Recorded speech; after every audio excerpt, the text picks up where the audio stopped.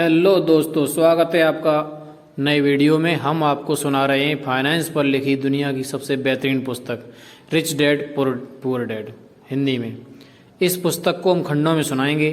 पूरी किताब सुनने के लिए बने रहिए हमारे साथ। और यदि काम की बात लगे तो लाइक करें, शेयर करें और चैनल को सब्सक्राइब करें। आज चैप्टर 1 का दूसरा भाग सुनाएंगे। दोनों ही डैडी अपने काम में कड़ी मेहनत करते थे, परंतु मैंने देखा कि पैसे के मामले में एक डैडी की आदत यह थी कि वे अपने दिमाग को सुला देते थे और दूसरे डैडी अपने दिमाग को लगातार कसरत करवाते रहते थे। इसका दीर्घकालीन परिणाम यह हुआ कि एक डैडी आर्थिक रूप से बहुत अमीर होते चले गए, जबकि दूसरे डैडी लगातार कमज़ोर होते गए। इसे इस तरह से समझें कि एक व्यक्ति हर रोज़ कसरत करने के लिए जिम जाता है, जबकि दूसरा व्यक्ति अपने सोफे पर बैठकर टीवी देखता रहता है। शरीर की सही कसरत से आप ज़्यादा तंदुरुस्त हो जाते हैं और दिमाग की सही कसरत से आप ज़्यादा अमीर हो जाते हैं।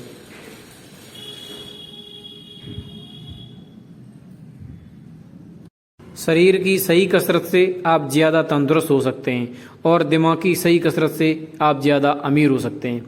आलस से स्वास्थ्य और धन दोनों का नुकसान होता है। मेरे दोनों डैडियों की विचारधारा में जमीन आसमान का अंतर था।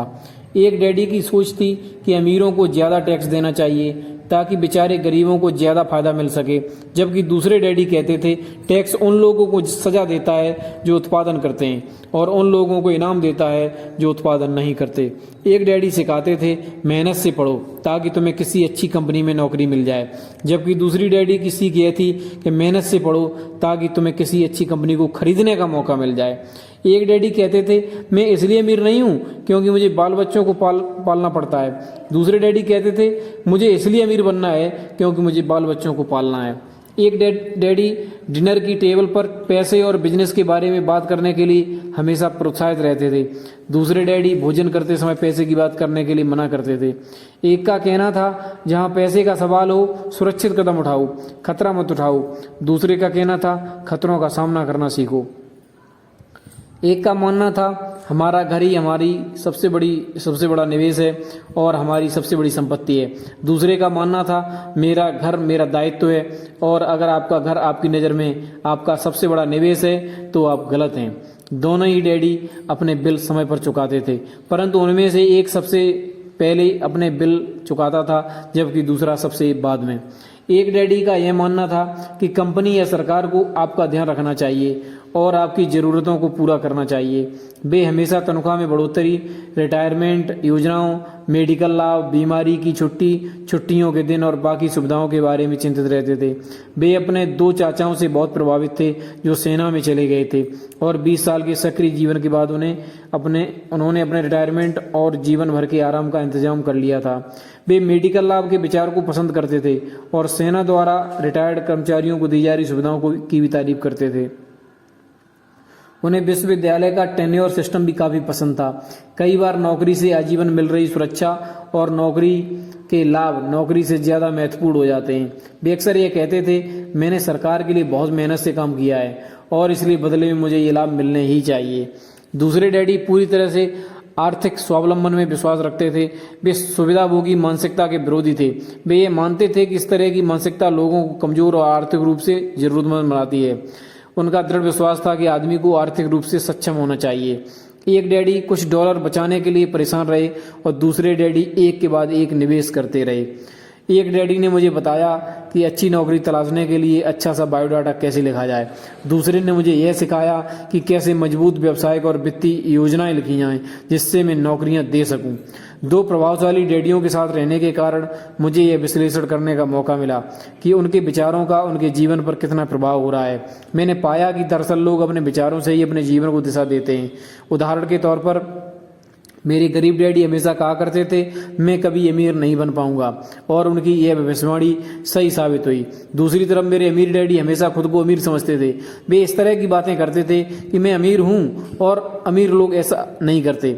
एक बड़े आर्थिक झटके के बाद जब वे दिवालियेपन की कगार पर थे तब भी वे खुद को अमीर आदमी ही कहते रहे। वे अपने समर्थन में यह कहते थे गरीब होने और पैसा न होने में फर्क होता है।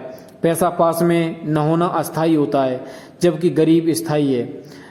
मेरे गरीब डैडी ये कहते थे मेरे पैसे में कोई रुचि नहीं है या पैसा महत्वपूर्ण नहीं है। अमीर डैडी हमेशा कहते थे पैसे में बहुत ताकत है। हो सकता है हमारे विचारों की ताकत को कभी भी मापा न जा सके या फिर उन्हें पूरी तरह से समझा न जा सके, फिर भी बचपन में ही मैं समझ गया था कि हमें अपने विचारों पर ध्यान देना चाहिए और अपनी अभिव्यक्ति पर भी।